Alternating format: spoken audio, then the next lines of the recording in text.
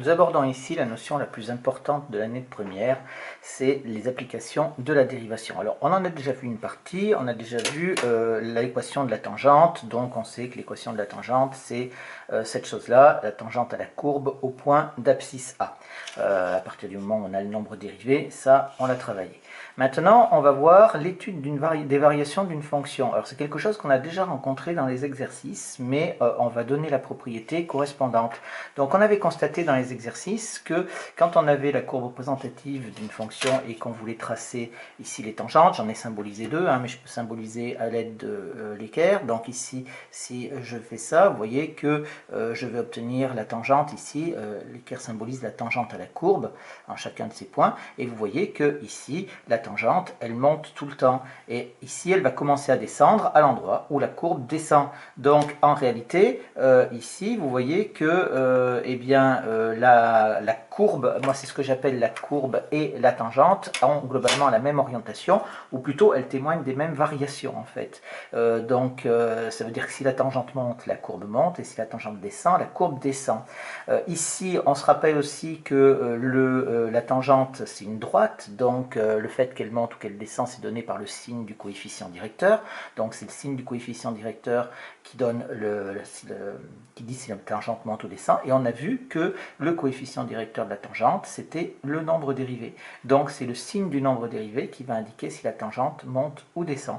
Et donc ici, on a la tangente monte, la courbe monte, ça veut dire c'est quand on a f' de x qui va être positif, et ici, quand la courbe descend, on aura f' de x qui est négatif, bien évidemment. Alors ça, c'est une propriété qui est très visuelle que l'on comprend. La démonstration, la véritable démonstration est très compliquée, elle n'est pas au programme de première, mais on va donner quand même cette propriété fondamentale, ça se comprend quand même vraiment très bien. Donc, on a une fonction qui est définie et dérivable sur un intervalle i. Attention, c'est ce qui change par rapport à la classe de seconde. En seconde, on n'a pas les fonctions dérivables, on a des fonctions quelconques.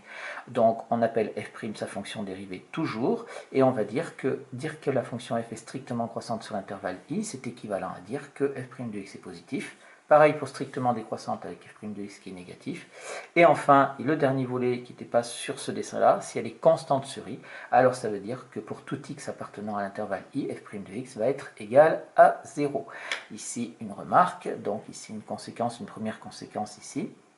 Conséquence, c'est que ici, si on veut montrer qu'une fonction est constante, c'est-à-dire pour montrer qu'une fonction est constante,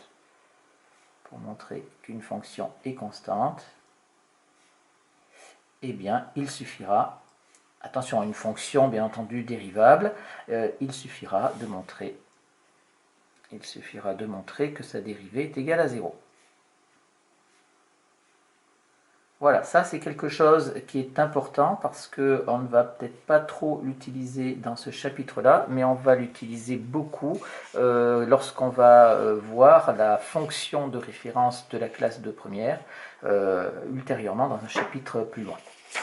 Alors, une autre conséquence ici, c'est plutôt que de montrer que la fonction est constante, en général, on va étudier les variations de la fonction. Donc, pour étudier les variations d'une fonction f dérivable sur un intervalle i, eh bien, il suffira de faire quoi? Eh bien, il faudra étudier le signe de f' de x, bien sûr, puisque c'est ce qui ressort de la propriété, c'est-à-dire que les variations ici de la fonction dépendent du signe de f' de x.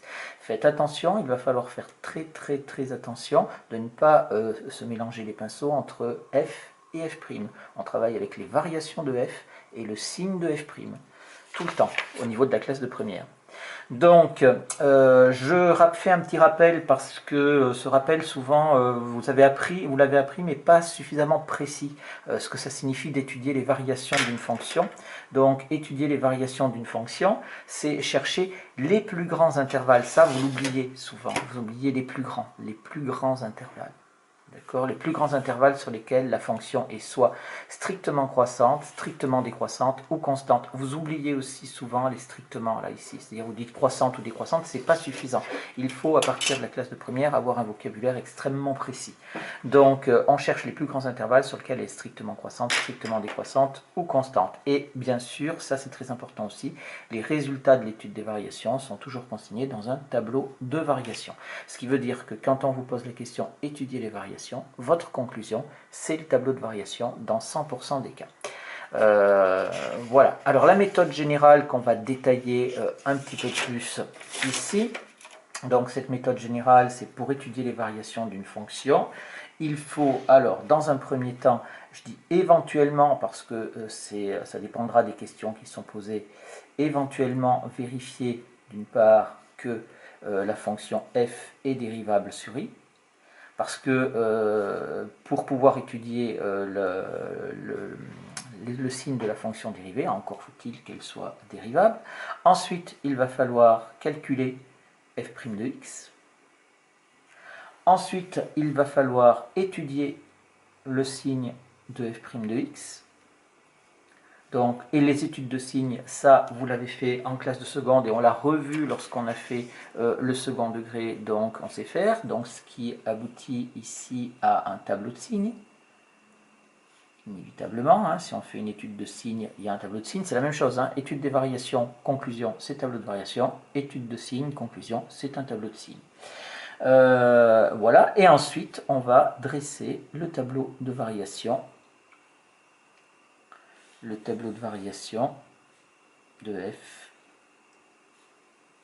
en utilisant la propriété fondamentale. En utilisant la propriété fondamentale.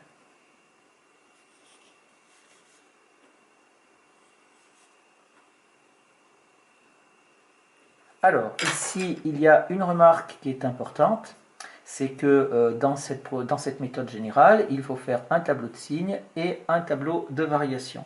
Donc, dans la remarque, c'est qu'on va juxtaposer, on juxtaposera le tableau de signes de f' de x, le tableau de signes de f' de x, et le tableau de variation,